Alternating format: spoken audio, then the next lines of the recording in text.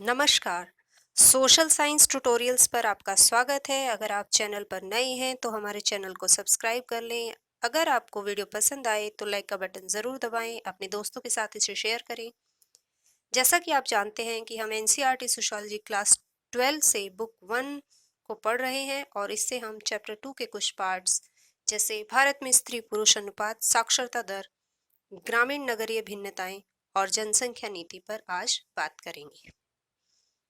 भारत में गिरता स्त्री पुरुष अनुपात जैसा आप पहले से ही जानते हैं कि इसका तात्पर्य होता है कि 1000 पुरुषों पर स्त्रियों की संख्या, यानी स्त्री पुरुष अनुपात स्त्रियों की संख्या को दर्शाता है जो 1000 पुरुषों में से किसी भी जनसंख्या में दिखाई देती है।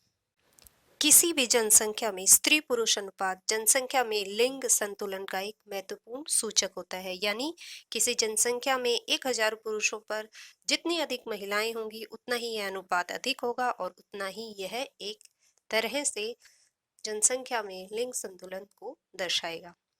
अगर हम देखें, पहले भी हमने इस बात पर डिस्कशन किया था कि ऐतिहासिक दृष्टि से स्त्री पुरुष अनुपात में स्त्रियों की संख्या हमेशा ज्यादा रही है वैश्विक स्तर पर, लेकिन भारत में स्त्री पुरुष अनुपात पिछली लगभग एक सदी से, जब से हम आंकड़ों को अगर देखें तो ये लगातार गिरता जा रहा है। मोटे तौर पर देखें कि 20वीं सदी के शुरुआत में यानी 1901 में स्त्री पुरुष अनुपात 972 था, यानी 1000 पुरुषों पर स्त्रियों की जो संख्या थी वो 972 थी, लेकिन 21वीं सदी के शुरू में ये घट के 933 हो गई, यानी 2001 में अगर हम आंकड़े देखें तो वो आंकड़े 933 तक पहुंच गए, जबकि शुरुआत में ये 972 था। और पिछले 4 दशकों में अगर हम देखें तो लगातार स्त्रियों जो पुरुष अनुपात है वो और लगातार नीचे गिरता जा रहा है। जब हम पिछले 4 दशकों की बात करते हैं तो हम खासकर स्त्री पुरुष जो अनुपात है वो 0 to 6 एज ग्रुप है, उस एज ग्रुप में बात कर रहे हैं, यानी कि बच्चों के अंतर्गत आने वाला जो एज ग्रुप है उसमें बाल स्त्री पुरुष अनुपात लगातार कम होता आया है। और 1961 से, जब से हम ये स्त्री पुरुष आंकड़ों का जो अनुपात है उसे आयु वर्ग के अनुसार देखने लगे हैं, तब से यह अनुपात हमें दिखाई दे रहा है कि 0 to 6 एज ग्रुप के अंदर यह अनुपात लगातार कम होता जा रहा है। अब अगर हम तालिका के अनुसार देखें कि 1901 से लेकर 2011 तक के जो आंकड़े हैं वो आंकड़े दिखा रहे हैं कि स्त्री पुरुष अनुपात सभी आयु वर्गों में जब हम देख रहे हैं तो 972 से लगातार घटते 1991 में तो ये बिल्कुल ही निचले स्तर पर 927 पर आ गया था, लेकिन उसके बाद पिछले 2 दशक में थोड़ा सा वृद्धि हमें दिखाई दे रही है। और 2011 के जो आंकड़े हैं उसके अनुसार 1000 पुरुषों पर जो स्त्रियों की संख्या है वो 940 है। लेकिन इधर अगर हम 0 to 6 ईयर एज ग्रुप के डाटा को भी देखें तो ये देखिए लगातार 976 से 914 और ये लगातार घटता हुआ आया है। -12, -2, ये हर एक दशक में ये दिखाई दे रहा है कि 1000 लड़कों पर जो लड़कियों की संख्या है 0 to 6 एज ग्रुप में वो लगातार कम होती जा रही है। और आज हम इस स्तर पर हैं कि 2011 के जो आंकड़े थे वो 914 दिखाई दे रहे हैं। ये बड़ा चिंता का विषय है। राज्य के लेवल पर भी अगर हम जो बाल स्त्री अनुपात है उसको देखें तो पंजाब की स्थिति सबसे ज़्यादा खराब है, यानी 0 to 6 ईयर एज ग्रुप के अंदर लड़कियों की संख्या 793, जो सबसे कम है वो पंजाब के अंतर्गत है। पंजाब के बाद हरियाणा, चंडीगढ़, दिल्ली, गुजरात और हिमाचल प्रदेश जैसे राज्य आते हैं। 925 से नीचे की जो अगर हम देखें कि 925 से नीचे कौन से और राज्य आते हैं, वो राज्य उत्तरांचल, राजस्थान, उत्तर प्रदेश और महाराष्ट्र आते हैं। राष्ट्रीय स्तर जो हमारा है वो 927 है। अगर उसको देखें तो उस age group 0 to 6 age group में राष्ट्रीय स्तर पर 927 लड़कियां हैं 1000 लड़कों पे, लेकिन उससे ऊपर तो कुछ राज्य हैं जैसे मध्य प्रदेश है, गोवा है, जम्मू कश्मीर है, बिहार है, तमिलनाडु है, कर्नाटक है और उड़ीसा है। लेकिन ये भी 927 से ऊपर होने के बावजूद 950 से ऊपर इनमें भी लड़कियों की जो संख्या है वो नहीं है। आपको जान के हैरानी होगी कि केरल जैसा राज्य भी, जो कि समग्र स्त्री पुरुष अनुपात, जो ओवरऑल जो अनुपात है महिला और पुरुषों का, उस मामले में ये भी बहुत ज़्यादा अच्छा नहीं है। 963 की संख्या यहाँ पर 1000 लड़कों के ऊपर लड़कियों की पाई जाती है। तो यहाँ वैसे तो स्त्री और पुरुष का अनुपात बहुत ज़्यादा है राष्ट्रीय स्तर पर, तो जो बड़ी उम्र की महिलाएं हैं, खासकर 60 के बाद वाला जो एज ग्रुप है, उसमें महिलाओं की जो संख्या है वो काफ़ी है केरल में, इसीलिए इसका जो समग्र स्त्री पुरुष अनुपात है वो काफ़ी ऊपर मिलता है।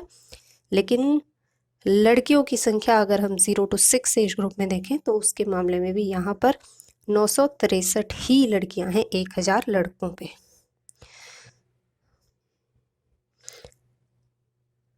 तो अगर राज्यों के अनुसार देखें तो सबसे जो बेहतर राज्य है जो 0 to 6 एज ग्रुप में स्त्री पुरुष अनुपात को बनाए हुए है और सबसे ऊंचा है, वो 986 का स्त्री अनुपात लिए हुए सिक्किम है। तो ये कई बार ये क्वेश्चन भी आता है कि कौन सा ऐसा राज्य है जो समग्र मामले में स्त्री पुरुष अनुपात में ऊपर है, वो केरल है। लेकिन 0 to 6 ईयर एज ग्रुप की अगर हम बात करते हैं तो वहाँ पर सिक्किम में ये सेक्स रेशो ज़्यादा पाया जाता है।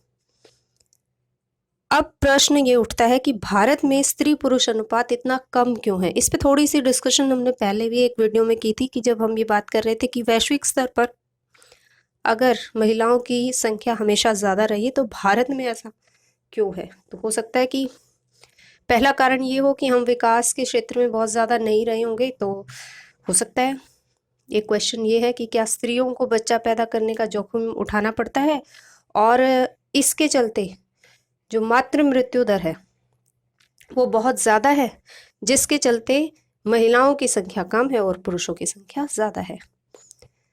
तो देखिए ये आर्गुमेंट बहुत लंबे समय तक नहीं चलता। क्यों? इसकी दो चीज़ें हैं। एक तो यही कि विकास के साथ साथ जैसे ही हमारे यहाँ पर चिकित्सा की सुविधाएं बढ़ी हैं, जागरूकता बढ़ी है, तो भारत में जो मातृ मृत्यु दर है वो लगातार कम हुई है। हालांकि ये इतनी भी कम नहीं हुई है कि हम ये कहें कि वैश्विक स्तर पर हम बहुत ज़्यादा अच्छा परफॉर्म कर रहे हैं, लेकिन फिर भी जो मातृ मृत्यु दर है उसमें कमी आई है। और दूसरा ये है कि ओवरऑल अगर हम स्त्री पुरुष अनुपात को देख रहे हैं और जब उसको एज वाइज देखते हैं तो अगर स्त्रियों को बच्चा पैदा करने का जोखिम उठाने के कारण जो महिलाओं की संख्या है अगर वो कम होती तो फिर स्त्री पुरुष अनुपात 0 to 6 एज ग्रुप में भी कम क्यों है। इसके लिए कई बार कोई व्यक्ति आर्गुमेंट दे सकता है। तो ऐसा हो सकता है कि जो गरीब राज्य हैं उन राज्यों के अंतर्गत जो लड़कियों की संख्या जो है लड़कों की संख्या से कम होगी। पर यहाँ पे भी बड़ा इंटरेस्टिंग ये मामला है कि भारत की 2011 की जो जनगणना है उसके अनुसार जो राज्य समृद्ध हैं, महाराष्ट्र जिसकी प्रति व्यक्ति आय प्रथम है, पंजाब, हरियाणा, चंडीगढ़ और दिल्ली, यहाँ सब जगहों पर ही प्रति व्यक्ति आय जो है वो बेहतर है। लेकिन इसके बावजूद इन ही राज्यों में 0 to 6 एज ग्रुप के अंदर जो सेक्स रेशो वो सबसे कम है। तो हम ये कह सकते हैं कि गरीबी इसका कारण नहीं है। क्यों? क्योंकि ये माता पिता अपनी बेटियों को विवाह में देने के लिए दहेज दे सकते हैं, उनको पढ़ाने के लिए जो इन्वेस्टमेंट है वो दे सकते हैं। तो फिर ऐसा क्या कारण है जिनके चलते हमें लगता है कि स्त्री पुरुष अनुपात भारत में कम है और खासकर पिछले 4 दशक में 0 से 6 एज ग्रुप में भी ये लगातार कम होता जा रहा है। तो 2-3 कारण हैं उसमें। सन प्रेफरेंस अगर है तो जब सन प्रेफरेंस होगी तो बालिका शिशु के प्रति उपेक्षा का व्यवहार होगा। एक और नई तरह का जो ट्रेंड चला है जो कन्या भ्रूण हत्या की तरफ ले जाता है कि जैसे ही पेट में पता लगता है कि लड़की है तो उसे मार दिया जाता है, जिसके चलते 0 to 6 एज ग्रुप में लड़कियां पैदा ही नहीं होंगी। तो ऑब्वियस सी बात है कि जो अनुपात है वो कम होगा। और सांस्कृतिक और धार्मिक अंधविश्वासों के चलते बच्चियों की हत्या, यानी अगर लड़कियां पैदा हो रही हैं तो लड़की पैदा होने के बाद भी कुछ जगहों पर लड़कियों को मार दिया जाता है। एक अन्य प्रश्न इसी संदर्भ में उठता है कि जब टेक्नोलॉजी बढ़ जाएगी तो अच्छी टेक्नोलॉजी आ जाने से, नई तकनीक आ जाने से हमारा जो रहन सहन का स्तर है वो बेहतर होगा और तकनीक का जो प्रयोग है उस प्रयोग के अनुसार ज़्यादा जान बचेंगी और कहीं ना कहीं समाज के ऊपर एक सकारात्मक असर पड़ेगा, पर शायद ऐसा हो नहीं रहा है। उदाहरण के लिए एक ऐसी तकनीक जो भ्रूण में होने वाले विकारों का पता लगाने के लिए उपयोग में आने वाली तकनीक है, जिससे ये पता चल जाता है पेट में ही जब बच्चा भ्रूण के तौर पर है, एम्ब्रियो के तौर पर है, कि कहीं किसी तरह की उसे कोई समस्या तो नहीं है। इस जानकारी का, इस तकनीक का प्रयोग भारत में शिशु का लिंग जानने के लिए होने लग गया और इसी के चलते जो कन्या भ्रूण हत्या है उस पे भी एकदम से बहुत ज़्यादा बढ़ोतरी हुई और ये ऐसी ही जगहों पर हुई जो ज़्यादा आर्थिक रूप से समृद्ध हैं, जहाँ पढ़े लिखे लोग ज़्यादा हैं, सक्षम लोग ज़्यादा हैं और जागरूक लोग ज़्यादा हैं। तो यानी एक तरह से हम ये भी कह सकते हैं कि तकनीक को भी सामाजिक, सांस्कृतिक और धार्मिक कारक प्रभावित करते हैं। तकनीक अपने आप में किसी तरह का सकारात्मक प्रयोग नहीं ला सकती, उसको कैसे प्रयोग में लाना है ये डिपेंड करता है उस समाज के जो सांस्कृतिक, सामाजिक और धार्मिक कारक हैं। इसी संदर्भ में pre conception and pre natal diagnostic technique act 1994 जो कि भ्रूण का लिंग पता कराने को कानूनन अपराध करार देता है, क्योंकि अगर इस तरह से कन्या भ्रूण हत्याएं अधिक हुई तो उसके बाद सरकार ने इस चीज़ को ध्यान में रखा और इस तरह का कोई भी काम इस समय पर कानूनन अपराध है। इसी पाठ में आगे अगर हम चले, भारत में साक्षरता दरों को अगर हम देखें तो फटाफट देख लेते हैं उनको। साक्षरता जो है वो शक्ति संपन्न होने का साधन है। साक्षरता से अर्थव्यवस्था में सुधार, स्वास्थ्य के प्रति जागरूकता और कल्याण कार्यों में सहभागिता भी बढ़ती है, ऐसा माना जाता है। भारत में अगर हम देखें तो महिलाओं की जो साक्षरता दर है वो पुरुषों की अपेक्षा कम रही है। पूरे अगर हम लगभग 100 साल के जो डाटा है उसको उठा के देखेंगे तो हमें दिखेगा कि महिलाओं की साक्षरता दर बहुत कम रही है, लेकिन कुछ पिछले दशकों में इसमें काफ़ी वृद्धि भी हुई है। अब क्योंकि महिलाओं की जो साक्षरता दर थी वो बहुत ही कम थी, तो वो अगर मान लो 7% से 50 पहुंची है तो एकदम से हमें दिखता है कि उसमें काफ़ी उछाल आया है। अनुसूचित जातियों और जनजातियों में साक्षरता दर और भी नीची है। जनरल का कंपैरिजन, जो जनरल कास्ट है उनका कंपैरिजन एससी और एसटी से देखें तो जो डाटा है वो शो करता है कि अनुसूचित जातियाँ और जनजातियाँ उनमें साक्षरता दर कम है। साक्षरता के मामले में अगर देखें तो केरल सबसे आगे है और बिहार सबसे पीछे है। ग्रामीण नगरीय विभिन्नताएं, भारतीय समाज में अगर हम देखें कि जो ग्रामीण क्षेत्र है, जो नगरीय क्षेत्र है, उसमें क्या क्या भिन्नताएं हैं, क्या किस तरह के जो ट्रेंड्स हैं।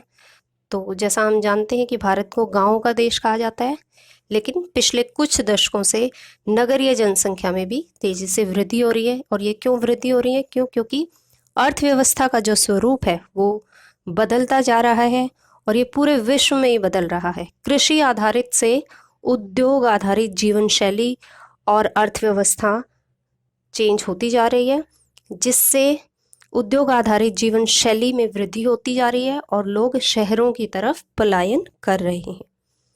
भारत में भी यह प्रक्रिया है। तो जब पलायन होता है, प्रवसन होता है या माइग्रेशन होता है, तो माइग्रेशन के मुख्यतः 2 तरह के कारक होते हैं। वो कारक जो उस व्यक्ति को जहाँ पर वो रहता है, यानी जैसे ग्रामीण क्षेत्रों से अधिकतर हम देखते हैं कि प्रवसन शहरी क्षेत्र की तरफ हो रहा है। तो ग्रामीण क्षेत्रों के जो पुश फैक्टर्स हैं, जो लोगों को गांव से निकलने के लिए मजबूर करते हैं, वो कारक हैं वहाँ रोजगार ना होना, अवसरों की कमी होना या वहाँ पे आय कम होना और खासकर नगद आय में कमी होना। ग्रामीण क्षेत्रों में जीवन स्तर का भी खराब होना, वहाँ पे बहुत सारी सुविधाएं ना होना, और साझी संपत्ति या संसाधन वो भी खत्म हो गए। जो पहले लोगों को फ्री में मिल जाती थी कुछ चीज़ें, वो चीज़ें क्योंकि वो साझी संपत्तियां थी और साझे संसाधन थे, तालाब थे, खेत था, ऐसी ऐसी जगहें थी जहाँ से कुछ चारा लाया जा सकता है, जो फ्री में लाया जा सकता है। लेकिन अब लगातार जो है ये संपत्तियां खत्म हो रही हैं, इस तरह के संसाधन खत्म हो रहे हैं, तो गाँव के अंदर जो जीवन यापन है वो उतना सस्ता नहीं रहा। तो अब काम करने की ज़रूरत पड़ेगी लोगों को, इसलिए लोग गाँव को छोड़ के शहरों की तरफ आ रहे हैं। और शहर लोगों को क्यों खींच रहे हैं? वो यही है कि रोजगार के अवसर यहाँ पर ज़्यादा हैं, आय ज़्यादा है, बेहतर सुविधाएं हैं, बिजली, पानी, स्वास्थ्य, संचार एक्सेट्रा की। लोगों को लगता है कि शहरी क्षेत्र में जो जीवन है उसका स्तर बढ़िया होगा, तो वो इस आस में भी शहरों की तरफ आते हैं। शहरों की उपभोग संस्कृति को देखते हुए, लग्जरी लाइफ को देखते हुए, तड़क भड़क को देखकर भी कई लोग जो है बेहतरी की आस लेकर शहरी क्षेत्रों की तरफ बढ़ते हैं। कई बार यह भी देखा गया है कि सामाजिक रूप से जो लोग हाशिए के लोग हैं, ऐसे समुदायों से लोग हैं जिनका जाति व्यवस्था के चलते कई बार गांव के अंतर्गत उनको अपमानित किया जाता है, तो शहर एक तरह से ऐसी स्पेस उन्हें अवेलेबल करवाते हैं जहाँ ज़्यादा लोगों को एक दूसरे से खास मतलब नहीं होता। वो उनकी जो आइडेंटिटी है उस आइडेंटिटी पे बहुत ज़्यादा जोर देकर आचार व्यवहार नहीं करते हैं, तो इसके चलते भी कुछ लोग शहरों को प्रेफर करते हैं। इस पाठ का अंतिम जो पॉइंट है वो भारत की जनसंख्या नीति से संबंधित है। ऐसा बताया गया है कि भारत ही संभवतः ऐसा पहला देश है जिसने 1952 में, यानी देखिए हमने इंडिपेंडेंट होने के कुछ ही सालों के अंतर्गत अपनी जनसंख्या नीति को स्पष्ट तौर पर उसकी घोषणा कर दी थी। हमारी जनसंख्या नीति ने राष्ट्रीय परिवार नियोजन कार्यक्रम के रूप में एक ठोस रूप धारण किया, जिसका उद्देश्य था कि जन्म नियंत्रण के उपाय अपनाए जाएं और उससे जो वृद्धि है, जनसंख्या वृद्धि, उसको धीमा किया जाए, जन स्वास्थ्य के मानकों को सुधारा जाए और लोगों को स्वास्थ्य के लिए जागरूक किया जाए। हालांकि 1975 और 76 में परिवार नियोजन जो कार्यक्रम है उसको एक बहुत बड़ा धक्का लगा। क्योंकि आपातकाल के अंतर्गत लोगों के साथ ज़बरदस्ती की गई परिवार नियोजन के नाम पर। इसके अंतर्गत गरीबों और शक्तिहीन लोगों को बड़ी भारी संख्या में जोर जबरदस्ती से वंध्यकरण के लिए विवश किया गया। अब वंध्यकरण क्या है? ये ऐसी चिकित्सा पद्धतियां हैं जिसके द्वारा गर्भाधान और शिशु जन्म को रोका जा सकता है। नसबंदी और नालिकाबंदी, नसबंदी पुरुषों की कर दी जाती है, नालिकाबंदी महिलाओं की कर दी जाती है, और इसके चलते जो परिवार नियोजन कार्यक्रम है उस कार्यक्रम को 1975-76 में ज़बरदस्ती लागू किया गया। इसमें सरकारी कर्मचारियों पर यह दबाव डाला गया कि वे लोगों को आयोजित शिविरों में लाएं और उन्हें वंध्यकरण करने के लिए कन्विंस करें। हालांकि इसका बहुत ज़्यादा बाद में, जब 1900 आपातकाल खत्म हो गया तो उसके बाद का जो भी समय था उस समय में इसकी काफ़ी आलोचना हुई। इस प्रकार बहुत कंक्लूडिंग टर्म में हम कह सकते हैं कि भारत का जो राष्ट्रीय परिवार कल्याण कार्यक्रम है वो हमें ये शिक्षा देता है कि राज्य जनसांख्यिकीय परिवर्तन के उद्देश्य से उपयुक्त परिस्थितियां बनाने के लिए बहुत कुछ कर सकता है। यानी वो कोशिश कर सकता है कि जन्म दर कम हो जाए, चिकित्सा सुविधाएं बढ़िया हो जाएं, जो सेक्स रेशो हो वो बेहतर हो जाए, हमारी जो कार्यशील जनसंख्या हो उसकी संख्या अच्छी हो, हम जनसंख्या जो लाभांश है उसका फ़ायदा उठा पाएँ। इस तरह की बहुत सारी परिस्थितियां बनाने के लिए वो बहुत कुछ कर सकता है। फिर भी अधिकांश जनसांख्यिकीय परिवर्तन दरों में और खासकर से मनुष्य की प्रजनन दर के मामले में उस समाज के आर्थिक, सामाजिक और सांस्कृतिक पक्ष भी महत्वपूर्ण भूमिका निभाते हैं। तो मतलब इन सब चीज़ों को ध्यान में रखे बिना अगर हम किसी भी तरह का परिवर्तन करने की कोशिश करेंगे तो वो परिवर्तन संभव नहीं है। Thank you for watching. Social science tutorials को आप सब्सक्राइब कर लीजिए। आप हमें कमेंट करके यह बता सकते हैं कि आगे आने वाले वीडियोस में हम किस तरह के वीडियो बनाएं। आप हमें कुछ टॉपिक्स भी दे सकते हैं। Thank you.